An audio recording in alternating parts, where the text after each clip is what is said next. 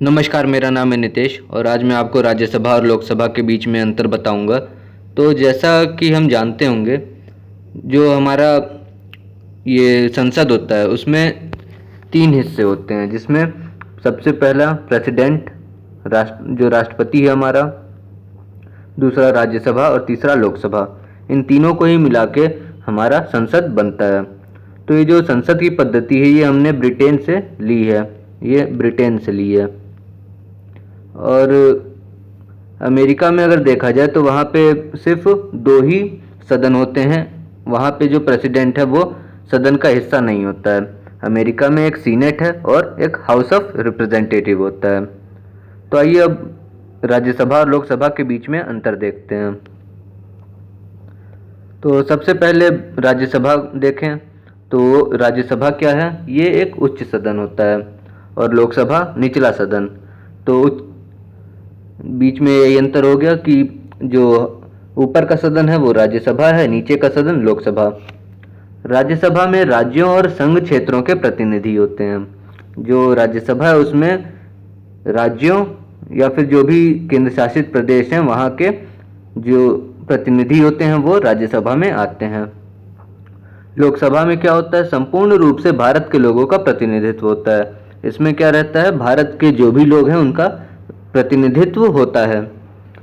राज्यसभा में अधिकतम 250 सीटें रहती हैं, जिसमें 28 राज्य और 3 केंद्र शासित प्रदेशों से जो प्रतिनिधि होते हैं वो चुने जाते हैं। लोकसभा में अधिकतम 552 सीटें, जिसमें 530 राज्यों से और 20 केंद्र शासित प्रदेशों से चुने जाते हैं। निर्वाचन जो होता है वो विधानसभा के निर्वाचित सदस्य, जो विधानसभा है जहाँ पे भी जो 28 राज्य हैं और 3 केंद्र शासित प्रदेश है वहाँ की जो विधानसभा है वहीं से इनका चुनाव होता है, जो कि जम्मू कश्मीर, दिल्ली और पुडुचेरी जो केंद्र शासित प्रदेश हैं यहीं पे विधानसभा है। तो इन तीनों जगहों से राज्यसभा में सदस्य चुने जाते हैं।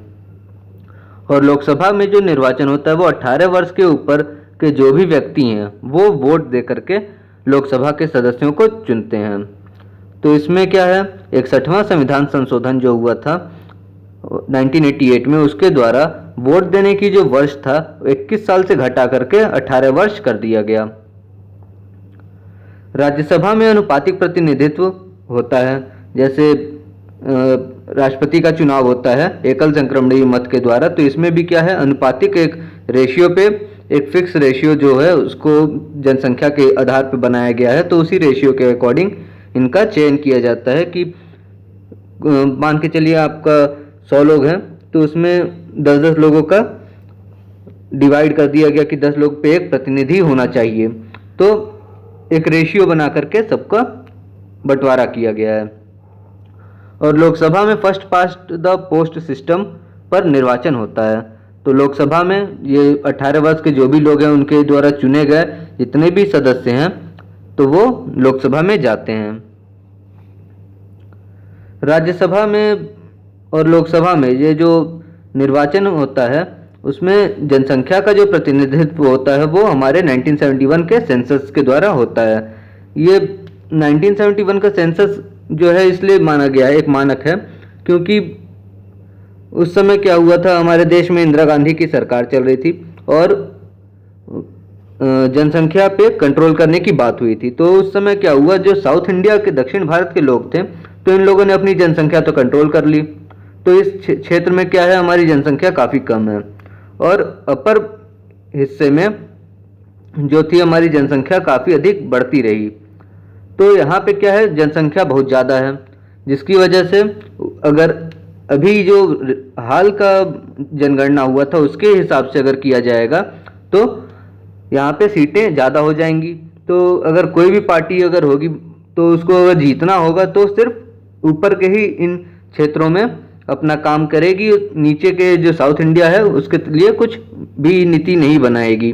सिर्फ उसको जीतने के लिए बहुमत चाहिए होगा, तो बहुमत के लिए वो सिर्फ ऊपरी जो राज्य हैं जिनका सीटें ज़्यादा हैं उन्हीं को सेवा देगी, वहीं पे अपना काम करेगी, विकास करेगी और हमेशा बहुमत में रह के विजय हासिल कर लेगी। तो इस वजह से इसको बराबर रखने के लिए 1971 के ही सेंसस को अभी भी काम में लिया जाता है। राज्यसभा में 12 सदस्यों का राष्ट्रपति द्वारा मनोनीत किया जाता है। ये जो भी सदस्य हैं इनको कला, साहित्य, विज्ञान और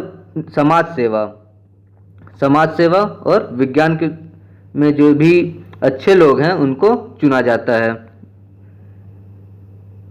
लोकसभा में ऐसा कोई मनोनीत करने का कोई प्रक्रिया नहीं है। लोकसभा में पहले 2 एंग्लो इंडियन का मनोनीत होते थे, लेकिन वो 2020 से उसको भी खत्म कर दिया गया। तो राज्यसभा एक स्थायी सदन है जिसका कार्यकाल कुल मिला के 6 वर्ष का होता है। लोकसभा एक अस्थायी सदन है जिसका कार्यकाल 5 वर्ष के लिए होता है। मतलब राज्यसभा को कभी खत्म नहीं किया जा सकता, कभी उसका विघटन नहीं होगा, लेकिन लोकसभा का विघटन हर 5 साल में हो जाएगा, क्योंकि हर 5 साल में एक बार चुनाव होता है। तो आपातकाल अगर चल रहा है तो उस समय में इसको 6 माह के लिए बढ़ाया जा सकता है, क्योंकि अगर आपातकाल लगता है तो एक बार में उसको अधिकतम 6 बार के लिए ही लगाया जा सकता है। तो उसी हिसाब से इसको भी सिर्फ 6 माह के लिए ही बढ़ाया जा सकता है, क्योंकि आपातकाल के समय चुनाव नहीं करा सकते हैं। 1/3 सदस्य हर 2 साल में सेवानिवृत्त हो जाते हैं राज्यसभा में। तो राज्यसभा में जो भी सदस्य आते हैं उनका कार्यकाल 6 साल है, लेकिन हर साल इसमें से हर 2 साल में 1/3 सदस्य सेवानिवृत्त कर दिए जाते हैं। लोकसभा में सारे सदस्य एक ही बार में सेवानिवृत्त होते हैं, क्योंकि इनका जो चुनाव की प्रक्रिया है वो इलेक्शन के द्वारा ही होता है। तो इलेक्शन हर 5 साल में जब होगा तो एक ही बार में सभी जो भी सदस्य हैं उनको सेवानिवृत्त होना पड़ेगा, अगर आपातकाल का समय नहीं है तो। राज्यसभा में अगर हमें उम्मीदवार होना है तो कम से कम हमें 30 वर्ष की आयु पूरी करनी होगी। लोकसभा में उम्मीदवार होने के लिए 25 वर्ष की आयु पूरी करनी होगी। लोकसभा में एक सभापति होता है, एक उपसभापति होता है, राज्यसभा में सभापति है और एक उपसभापति। तो और लोकसभा में अध्यक्ष और उपाध्यक्ष होते हैं। तो ये राज्यसभा में जो सभापति है ये हमारा वाइस प्रेसिडेंट होता है, और उपसभापति राज्यसभा का ही एक सदस्य होगा। लोकसभा में अध्यक्ष और जो उपाध्यक्ष हैं ये दोनों ही सदन के सदस्य होते हैं। लोकसभा के अध्यक्ष को एक अधिक पावर दी गई है, अधिक शक्ति दी गई है, जिसमें वो दोनों सदनों की एक संयुक्त बैठक बुला सकता है। अनुच्छेद 108 के में इस बात का विवरण दिया गया है। तो इसके लिए अध्यक्ष क्या करता है, राष्ट्रपति को एक पत्र लिख के दोनों सदनों को संयुक्त बैठक बुलाने के लिए पत्र लिखता है, तो उससे उसको अनुमति मिल जाती है। अध्यक्ष अगर संयुक्त बैठक होता है तो उसमें जो अध्यक्ष है वही पीठासीन अधिकारी का भी काम करता है। अगर राज्यसभा में हमें अब कोई भी काम शुरू करना है तो उसके लिए कोरम का होना काफ़ी आवश्यक होता है, या लोकसभा में ही हमें कोई भी काम करना है तो उसमें भी कोरम का होना आवश्यक होता है। मतलब जितने भी मंत्री हैं या जितनी भी सीटें हैं उसमें से कम राज्यसभा में 25 लोग होने चाहिए और लोकसभा में 55 लोग होने चाहिए। ये टोटल संख्या का 1/10 होता है, तो कोरम मान लिया जाता है। राज्यसभा जो है वो धन विधेयक को अस्वीकार या संशोधन नहीं कर सकता, लेकिन जो लोकसभा है वो कोई विधेयक धन विधेयक है या नहीं उसका निर्णय करती है, और उसमें जितने भी संशोधन हैं उन सभी को लोकसभा में ही किया जाता है। सभापति सदन का सदस्य नहीं होता, क्योंकि वो प्रेसिडेंट होता है। मतलब प्रेसिडेंट नहीं, वाइस प्रेसिडेंट होता है और एक तरह से प्रेसिडेंट के समतुल्य है। इस वजह से वो सदन का सदस्य नहीं होता, लेकिन योग्यता होनी चाहिए। किसी भी सदन का सदस्य होने योग्यता उसकी रहनी चाहिए। अध्यक्ष सदन का ही सदस्य होगा। राज्यसभा में सिर्फ बजट पर चर्चा की जा सकती है, अनुदान जो रहते हैं उस पर मतदान नहीं किया जा सकता। लोकसभा के अंदर बजट पर चर्चा भी होगी और जो भी अनुदान है उस पर मतदान भी कर सकते हैं।